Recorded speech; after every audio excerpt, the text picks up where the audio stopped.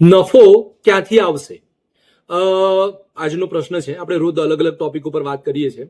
તો તમે ક્યારે એવું વિચાર્યું છે કે આવી નાની નાની કરિયાણાની કે મિનિમાર્ટ જેવી દુકાનો હોય તે લોકો પૈસા ક્યાંથી કમાય, અથવા આપણે ચાલુ કરીએ તો પૈસા ક્યાંથી કાઢી શકીએ?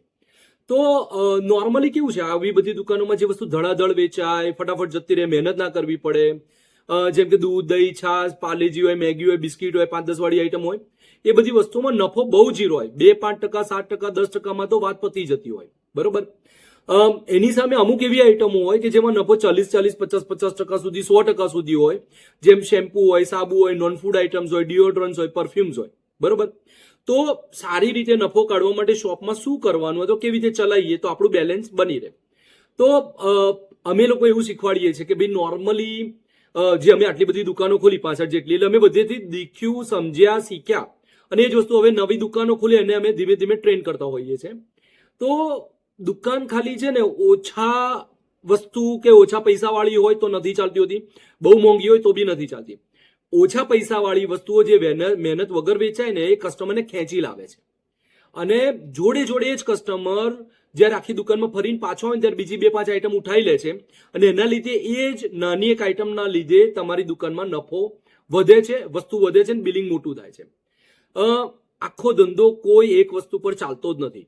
તમારે કસ્ટમર ખાલી દૂધ કે દહીં કે છાશ લેવા આવે, પણ કાઉન્ટર, મેં કીધું એમ કે કાઉન્ટર સુધી આવતા આવતા એનું બાસ્કેટ ભરાઈ જાય ને એમાંથી નફો મળી જાય છે. દરેક આઈટમનું કામ ખાલી પૈસા કમાવાનું નથી, આપણે બહુ ધ્યાન રાખવું જરૂરી છે.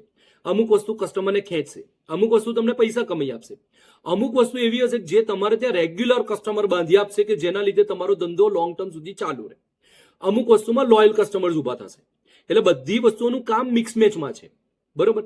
તો એવી કોઈ વાર ભૂલ ના કરો કે હું ખાલી 10-20 વાળું જ વેચીશ, હું બીજું કઈ વેચીશ જ નહીં.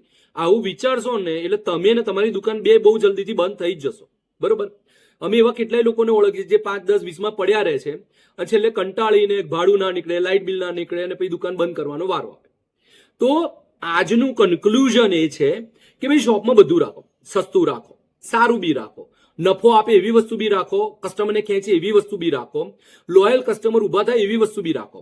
અને સાથે સાથે મેઇન જે આપણા અગત્યનો મુદ્દો લાસ્ટ ટાઈમ બી બોલ્યા હતા, કસ્ટમર સર્વિસ બેસ્ટ હોવી જોઈએ. અને શોપનો ઓપનિંગ ટાઈમ સવારના 7 થી રાતના 11. જો આનાથી નીચે રમવાની ઈચ્છા હોય ને તો આ ધંધામાં પડવાનું જ નહીં. ધંધો ચાલશે એની ગેરંટી નથી, પણ આ ડખાવાળું કામ ચાલુ કરશો, ધંધો બંધ થશે એની ગેરંટી છે. સો મેક શ્યોર બધું વિચારી સમજીને આ ધંધામાં પડવું. અને જો આ વાતમાં તમને દમ લાગે તો પ્લીઝ એક મસ્તનની લાઈક કરજો, એક કોમેન્ટ કરી દેજો, અને તમારા સર્કલમાં શેર કરજો. જય માતાજી.